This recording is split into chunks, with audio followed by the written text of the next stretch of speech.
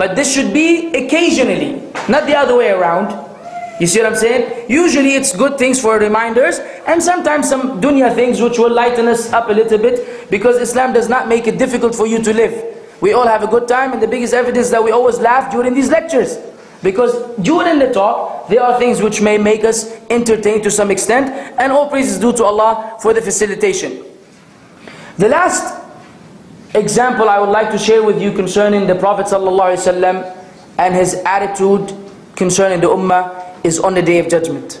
And I'm sure you all know the famous hadith where the Prophet ﷺ explained that after the people stand in Ard al-Mahshar, the place of gathering where people will be gathered for 50,000 years, and the sun will be close to them, the distance of a mile over their head. In some narrations, and the mile, al-mil, is explained by some ulama, is like the tip of the mascara stick. So it's a very short distance. The sun will be right over their head, and people will be in perspiration, drowning in their sweat, some up to their ankles, knees, waist, chest, and no, some of them will be drowning. 50,000 years waiting for Allah to judge only. This is before the judgment actually begins. This is the last step before Allah comes to judge between the creation. When they become so overburdened with this calamity, they will start يَمُوجُ النَّاسِ كَمَا قَالَ مَاجَ النَّاسِ بَعْضُهُمْ فِي بَعْضٍ أو كما قال عليه السلام. People become like waves on top of each other because of the heat, because of the situation. And so they will start going to the prophets, beginning with Adam alayhi salatu wasalam. And they will say, "Oh Adam, you are the father of the creation," meaning you are father, all the children of Adam are your children, and Allah created you with His own hands. Intercede for us with Allah, so that Allah will begin the judgment. He alayhi salatu wasalam will refuse, and He will send them to Nuh. And Nuh alayhi salatu wasalam will refuse and send them to Ibrahim. Ibrahim will refuse, send them to Musa. Musa will send them to Isa. And finally Isa will send them to the Prophet Muhammad sallallahu alayhi wasallam, who will say, "Ana laha," I am for it. Meaning, I will do this. I will intercede. And then he will go, and he will prostrate to Allah, and he will praise Allah in a way that no one has ever praised Him before. Things that he could not, have. He said, "I cannot bring it to mind now." Something that Allah will inspire onto him on the Day of Judgment, to praise Allah in a way never done before. Then it will be said to the Prophet sallallahu alaihi wasallam, "Irfa' ra'sak وسل تعطى قل تسمع وسل تعطى واشفع تشفع فيقول أمتي أمتي." Then it will be said to him sallallahu alaihi wasallam, "Speak and you will be heard, ask and you will be granted, intercede and your intercession will be granted." And the first thing he will say is, "My nation, my nation, my ummah, my ummah." Whereas other prophets will be saying, "Nafsi, nafsi, myself, myself. Allahumma sallim, sallim." Oh Allah, safety, safety. We just want safety. The prophets and the messengers at that point will divorce themselves from their followers, because the situation is tough. But He sallallahu alaihi wasallam will be concerned about you and I. Ummati, ummati. This is the love He had.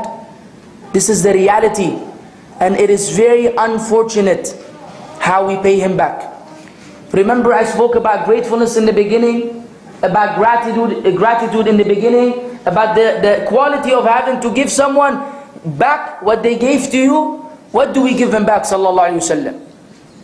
When we cannot even follow the simplest of instructions.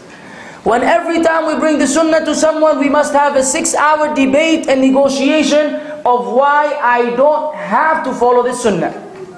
That's what happens. It's like you just realize it. Just realize what's going on in the ummah today. Realize it. Just imagine the khatib on Friday. And imagine the da'iyah giving lectures. And imagine the ulama teaching the people. And imagine everyone involved in the deen.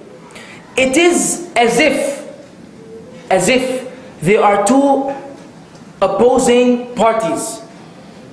The ummah and those who want to bring the people to the sunnah. It's like the du'at and the shuyukh and the ulama, they have to almost beg the people, beg them, please, please obey Allah and His Messenger. Ya akhi, please, for the sake of Allah, for your own good. You realize it every Friday the khatib, he loses his voice on the minbar, talking and talking and talking, and as if nothing happens. The people who actually respond and change their ways can be counted on the fingers. The vast majority continue to go Friday after Friday, lecture after lecture, reminder after reminder, and nothing changes. Or something very insignificant after, or not insignificant, something very small after years of debates and arguments. Why?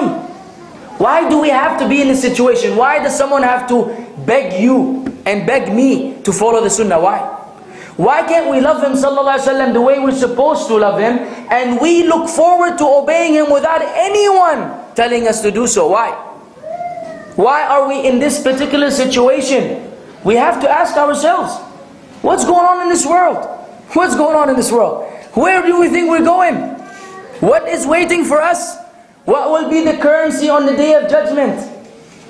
How cool you look? Huh? How nice you are? How fancy your car?